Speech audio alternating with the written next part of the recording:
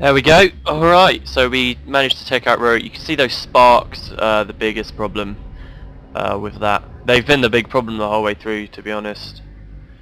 Listen to me. The door of Komali must be closed. Kill the Lich while he stands atop the Bloodstone inside the caldera. If you do this, his spirit will recharge the soul batteries, and the door will close again. You have served Ascalon well.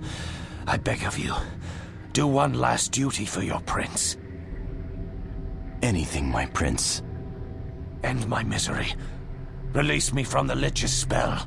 If that is what you wish. Now something quite interesting there, you saw that I had a staff equipped and the animation I used was hitting him with the staff, using the staff's attack animation. It turns out, in this game, if you're not holding a weapon, you can't attack in this game. Travel well, Prince Rurik, until we meet you again in the Hall of Heroes.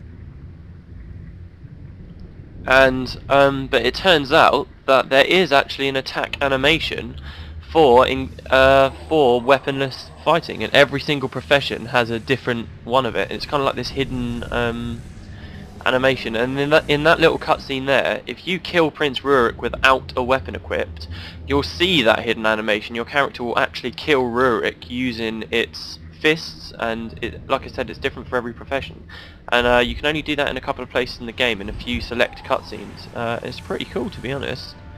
So if you ever find yourself in this boss fight again, unequip your weapon, and obviously if you're the party leader, unequip your weapon and you'll see sort of a hidden nice little Easter egg treat. Okay, so here we go. We have to kill the Lich. This is how we're going to do it. We're not relying on the Chosen. We're not going to be murdering loads of people. We're going to use the Lich's soul himself to finish what we've started. We're going to recharge the soul batteries and reclose the door of Komali using the Lich's soul. So basically, it's time to kill the Vizier. This is the final boss of the game. Ooh, here we go. He says, "You are no match for my almighty power." He sort of screams. This is one of those boss fights where they just keep screaming the same thing over and over and over. First task in this battle is to get rid of his little minions. 2 fists of the Titans. You get 2 of them on either side. If we're lucky, then these are the only ones we'll have to fight, but who knows? Not I. Basically, as long as I don't go onto the Bloodstone, the Lich won't be too pissed off with me and won't try and kill me. So we'll just kill his friends first. This is so much quicker than with the other build. These guys take ages to kill. You can kill them faster. All the Titans here in the Ring of Fire are really weak to cold damage, so if you use a cold mod on your axe, you can kill them a lot quicker. But still, it takes ages. Okay, so did you see that purple thing? Basically, the Lich summons these sort of unbound energies, and if they can touch you, if they touch you, they send you well out into the lava. And this is what makes this boss fight so hard. We're gonna attack him for our first volley here. This is what makes the boss fight so hard, because when you go out into the lava, he then starts to restore all of his health, and he strips enchantments and stuff, which sucks. But as you can see there, he teleports himself around. As long as we stay on the edge and don't attack the and don't go onto the Bloodstone, the spirit should mostly be able to take him out without him retaliating too much. He's quite an underwhelming final boss. The ones at the end of the other campaigns are really good, but he's got like really pathetic skills. He's only interesting, vaguely interesting, because of this skill here, Soul Vortex, which creates these like blobs of energy, which you usually can't attack, but spirits for some reason can attack them, which is quite funny. And basically he just tries to spam those in an attempt to get everyone off of the Bloodstone so he won't die. Now we actually usually, I said earlier, if we're lucky we'll only have to fight a couple of those Titans. Usually, hold on, let me get back, just want to cast that. Usually you have to kill him like 2 or 3 times, because every time you kill him he comes back to life. He is undead of course, but each time you do it his soul sort of disappears a bit and it recharges a couple of the soul batteries, and you can see the door of Komali's there. Yes, we're back here, this is where the outpost was. So yeah, and every time you do that, and sometimes you have to kill him 2 or 3 times before all of the soul batteries are recharged and the mission is complete. But it's mostly random how many of the batteries recharge, so you just got to keep attacking him. Anyway, when he does respawn like that, it actually causes him to summon more titans to fight with him. So if we're lucky, we'll only have to kill him once or twice. If not, then we'll have to kill him lots of times. Something quite interesting about this boss is, with the other build that I was using, he has strip enchantment. I think I already said that, I can't remember. But he uses strip enchantment, which means that he can kill me very fast if I don't have shadow form up. But he also has ridiculously low armor. Like, his armor is like just amazingly low. It's like he has like 30 armor when most things in this time of the game have got like 120. So you hit massive damage on him, but only if you let shadow form drop. So the way the other build works with killing the Lich is you run in and you have Shroud of Distress up and shadow form. You wait for shadow form to drop, and you know that the second shadow form drops, he's going to try and strip Shroud of Distress from you. So what you do then is, the second it drops, you get ready for the interrupt, and you interrupt his strip enchantment, and then that buys you about 20 seconds, unless he teleports you to the lava, that is, that buys you about 20 seconds to smash him as hard as you can, and you're just doing hundreds and hundreds of damage with every hit. Of course, he's got tons of health, which means that even though he's got super low armor, he still takes ages to kill. And then you just keep doing that until either his strip enchantment recharges, or he sends you out into the lava. Okay, so we killed him once, there we go, and now boom, he's up, and you can see, look, two of the soul batteries have returned, and you can see this orb starts to come back over the door. This is the door is, look at that animation, I've never seen that before. How cool is that? Alright, okay, so the first bit is complete. I am sorry, this is probably not a very interesting boss fight. I mean, I do fully accept that it's not a very interesting boss fight. Just trying to get away from those unbound energies there, because they'll try and teleport me away. See, he just teleported that Spirit of Bloodsong all the way over there. Quite funny. Now the hands are attacking us. Got to back up a little bit, take the hands out. So yeah, this final mission, nowhere near as hard as the other things we've come up against. I keep mentioning it, Thunderhead Keep, I'm still shocked I've completed that. I mean, there was a period there that I was just like, why am I even trying this? This is never, ever, ever gonna work. But it did, and I'm still shocked. I'm still shocked. Oh, got to refresh some of our consumables. You see our concept's fully fallen down now. I didn't really need that since I'm only spirit spamming, but every little helps, especially with those elementalists that you find here, those imps. They pack a punch, let me tell you. In my tests I died quite often on this mission just because of those guys. I feel like I've probably ran out of things to say. I'm going to super speed the rest of it. Super speed! Only other thing really to mention in this this wonderful boss fight is he's got crappy moves, as I said. He's got a really shitty move pool, but his attack is like this really powerful ranged attack, and you can see, look at all the orbs he's spamming there at me, trying to kill me with. But yeah, his ranged attack does loads of damage. Otherwise, that's it. Okay, he's about to die for the second time. Is this going to be it, or am I going to have to kill him 3 times? Let's see. No, there we go. So look at all the spirits in the sky. Bang! They created the soul batteries. I would be more happy about this mission, but it wasn't that hard. This is really significant. This is the final mission complete. There you go. Prophecies can be soloed. Anyway, now back to the plot. So the door's back. A lot of titans have been released, but we've stopped them coming out, and the Vizier's dead. There's the Scepter of Ore next to him. Something quite important to notice about the Scepter of Ore in this cutscene. It'd be quite hard to miss, but I do want to make sure. Ooh, look! Long into the season of the Scion, Tyria is revived again. Over the bones of the bird of prey, the fire is put out and the diabolic gathering is closed off once again. The Flameseeker prophecies are now complete. The door of Kamali is closed, and the Titans are once again safely locked away behind it.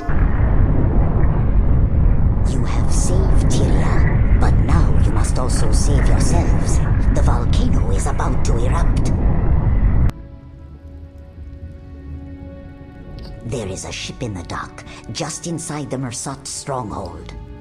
So this is where they were bringing the soul batteries from that we went to before. Unless you wish to suffer the same fate as Vizier Kilbron, then I suggest you make a run for it. Your deeds have earned you a place among the heroes of legend. Let us hope today is not the day your spirit joins those ensconced in the hall. Okay, so yeah, it erupts just like I said at the start of the mission. And look at the scepter. Woo! It disappears. Now that is very significant. We will see it once again, and it I think, and I'm pretty sure it will, it plays a big role somehow in Guild Wars 2 and to do with the first Elder Dragon. So we're running on, you'll notice Glint called the Mersat the Birds of Prey, and they have the feathers on their back. You might remember way back in the Maguma jungle, this is the Onyx Gate of course, that we're fleeing through here. Remember way back in the jungle we spoke to one of the druids who gave us like a premonition, or sort of told us what the future held, and he described some winged birds of prey who we didn't know what they were talking about, and there you go, it was referring to the Mersat. That just twigged for me. I did know it when we spoke to the druid originally, but I completely forgot, and now I've just remembered again. So there we go, we've sailed across. Alright, so this is the first part of the epilogue. All the characters we've ever met, they're all here. Hooray for the heroes of Tyria! The Lich is dead, Tyria is saved. Hooray! Now where are we, you might be wondering? Well, it said Drachna's Forge. We're actually just outside of Drachna's Forge. Remember when we were speaking to Vanyi, I showed you guys a gate, and I said once we finish the game right near the end, we'll be able to get through that gate. This is on the other side of it. It's this area wasn't originally in the game. You remember that all the PvP arenas were removed. That meant that a lot of the outposts were closed down for people to go into. This was one of them, and a couple of years ago they decided to create this extra area at the end of Prophecies, and they reused the old PvP arena. See, you can see this is where the people would battle. That's where the red team spawns, and it was kind of like a shoehorn area, and there was a priest on each side, and that's where the blue team would spawn. Anyway, but now it's being used for this, and you can speak to everyone we've ever met. Here's Avinia, the final leader, the last remaining leader of the Shining Blade. Oh, just so that you guys know, this is going to be a... should I talk to everyone? I kind of want to. Alright, so Avinia says, the White Mantle's power over Kryta will dwindle with the collapse of their High Council, and Salma will be the next Queen of Kryta. You remember Salma? We spoke to her before the Amnoon Oasis. I dedicated my life to these very goals for such a long time that part of me wondered if I could ever see them accomplished. Now I find myself at a crossroads. The Shining Blade has much work to do, but I feel my place is at Salma's side. There are several worthy lieutenants who are more than capable of continuing the work of the Shining Blade. I leave the future of the Blade into their trusted hands. Now she says that, but like I said, the mantle isn't completely down and out yet. In about 5 or 7 years, I can't remember which, they will come and try and take us out again. And at that point Avinia becomes a big character again, and in fact, as of the plot so far, she's missing, and she's quite a mysterious character. No one knows where she is. So here's Salma. Hooray for the heroes of Tyria. She's going to be the new Queen of Kryta, if they can make it happen. She says, I shall return to Kryta and lead it into a new age of peace and prosperity. I was frightened at first, but with your help I now realise this is both my birthright and my duty. For that, I'm in your debt. Some Shining Blade. Bartholos will make a serviceable leader to replace Avinia. But I would have preferred Livia. Not only is she easier to look at, but there is a passion there I don't see in Bartholos. I feel Livia would do anything for Kryta, and I mean anything. So he's talking about this character called Livia, and I just told you this wasn't released with the main game, so these people are going to be talking about characters who we've yet to meet, and who are very important characters later on. So this is quite nice that he sort of referenced Livia, even though this is a mysterious character to us at the moment, who we don't know who she is. But trust me, she's a cool character, and all in due time we will meet them.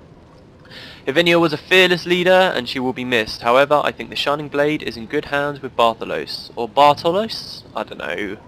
I never know these things. Besides, I'm certain Lavinia won't be able to stay out of it completely, and that you are right. Watchman Arad, I found her, I can't believe it, and now she will be queen. I've offered to serve as her Majesty's personal bodyguard. I would give my life for her and Kryta. Here's Shadow and Carlotta. I'm not going to talk to everyone. You know, I had a feeling you were going to do something amazing when we last met in the Ember Light camp. You have not let me down. I always thought of Salma as a daughter.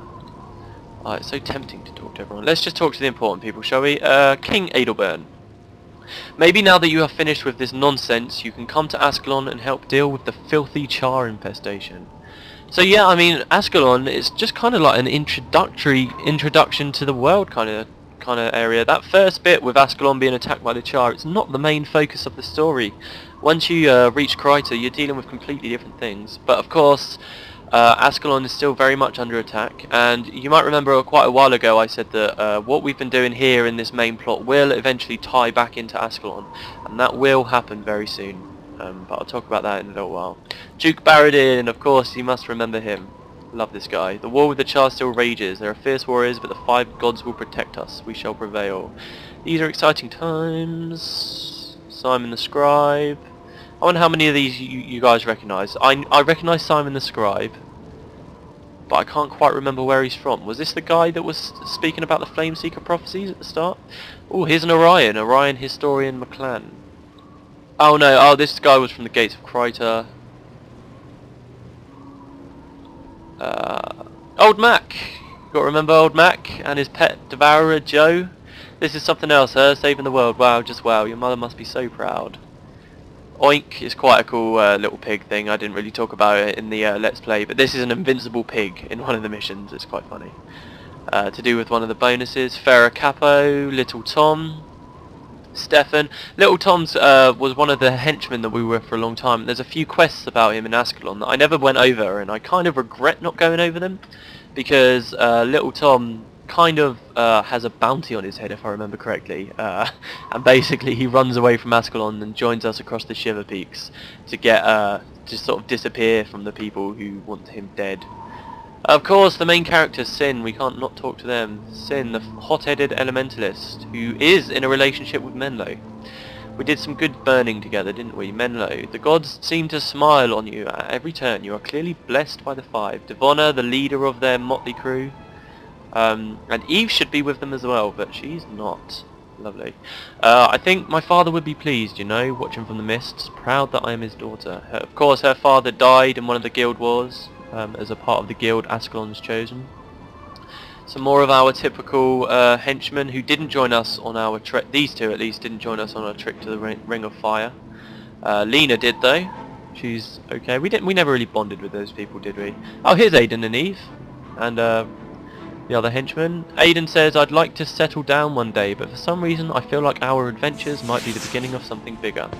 You have completed your journey, defeated your heroes, and concluded your quests. All of Tyria honours you. Congratulations." So there we go, fireworks. Simon the Scribe says, "Intrigue, betrayal, a world nearly fallen under the shadow of titanic forces." So basically everyone's going to start talking now. The main person that we want to be talking to, though, is... oh, well, Master Titus is here as well. "And such divine providence that you shall deliver, you must tell me everything, spare me no details. No matter how trivial, my words shall be your witness, and every generation to come your audience. No longer shall I spend my days digging for dusty sentences in the battered earth. That is the history that was." This is just an idea, but maybe it was Simon the Scribe that ended up writing our journal, kind of publishing it. Speaking of which, we'll read that again in a little while. "This is history in the making, and it shall be my voice that chronicles it. Verily, I may even have become a part of history myself. The famous historian, possessor of first-hand knowledge." Oh yes. This is like the big ring of henchmen. "Perhaps I should change my name to Simon the Wise, to be remembered by." Yes, that does have a nice ring to it, doesn't it? It's funny because he keeps changing his name. Oh no, that was Marak I'm thinking of. Yeah, I can't remember who Simon was. Oh well. Okay, let's speak to King Jarlath. They're going to keep talking, but I'll ignore it. King Jarlis, whose brother recently died, very sad. Thanks to your heroism, Vizier Kilbron, the Lich Lord, no longer threatens Tyria, and my brother did not give his life in vain. Your amazing deeds have secured your place in history as one of the paramount heroes of the world. All of Tyria owes you a debt of gratitude. But we Deljamor dwarves owe you an even greater debt. Your aid in our conflict against the Stone Summit helped me regain my seat in Thunderhead Keep. For that we are forever allies. Accompanying me today are the finest Deljamor weaponsmiths. As a show of our eternal friendship, I offer you this Deljamor talisman, which allows you to claim a weapon of your choice. Fight with honour, my friend. Thank you, King Jarlis. It was my honour to fight beside you. Okay, so he's going to give us a Deljamor talisman. Now, I had one hanging around from another character, so we've actually got two now. In fact, we've got three, but we've got two. So this means that we can get, depending on which crafter we want to speak to, we can get a cool new skin, a weapon skin that's exclusive to here, and I love the Deljamor weapon skins. So this is pretty cool. Now, who do we want to speak to? Artisan of Light, Spirits, Nature, Illusion, Elements. Those are obviously the casters. Steel, Shadows, Scythes, Spears, or Death. I'm pretty sure we're looking for Steel. Okay, yes, so we've used an axe the whole way through this. I kept thinking, oh yeah, should we go to use a sword or a hammer, but never did. So I think it's only fitting we get a Deljamor axe. And let's get a Deljamor strength shield as well. Very nice, very nice. And let's equip those bad boys. Where are they? Where's my shield? There it is. Alright, so very nice. I love the look of these shields and swords. The whole weapon set is just brilliant. So that's our new sword, our new axe. Okay, so everybody's still talking. Do I want to listen? Oh, they're talking about how some of the henchmen didn't come. Well, if you guys want to read that, then go ahead. I didn't read it out loud, but I mean, if you really are interested, I don't want to keep this too slow. If you really are interested, then there you go. I'm sure they'll keep talking for a while, so... and then the credits should start coming up. Hear, hear, says Aiden. Okay, so yeah, they're done talking, and this was the first part of the epilogue, I would say. Wait, there's a weapons guy here. What does he do? Ooh, lag. Oh, and he just lets us craft the stuff if we don't have any talismans. Look at all these items. Oh well. Okay, right. So let's go. We're going to be walking out through here, and I believe that this is going to be the start of the epilogue of the game. In fact, I might even include this episode with me just stood here talking as the first episode of the epilogue. What does that mean to you guys? Basically, now that we're in the epilogue, I kind of consider the challenge to be complete. I know I played the prologue sort of as a part of the challenge. By the prologue I mean pre-Syrian Ascalon. But now that we've sort of complete with it, Prophecies is complete. So these last few quests, just to make things easier for me, I'm going to be completing them normally. No more solo. I think the hard bit's all over, but I just want to get through these and then possibly start doing factions as well. So these will be continuing the series, of course, but as far as the challenge goes, we've completed that. We have completed that. This last chapter, the epilogue, is it's not very long. It's not very long at all, and it starts just through this door. We're going to go back to that vision of Glint. If you remember, after we finished the Dragon's Lair, we were at the we spoke to her, and she said after we've done everything in the Ring of Fire, come back because there will be still more to do. And these last quests tie everything back into Ascalon and the Char's gods, and and these last quests also deal with the Titans that got through the door before we closed it. So I hope you guys enjoyed this this challenge. The series isn't over just yet, but as far as the challenge goes, that's that. I'll see you next time, everyone. See you later.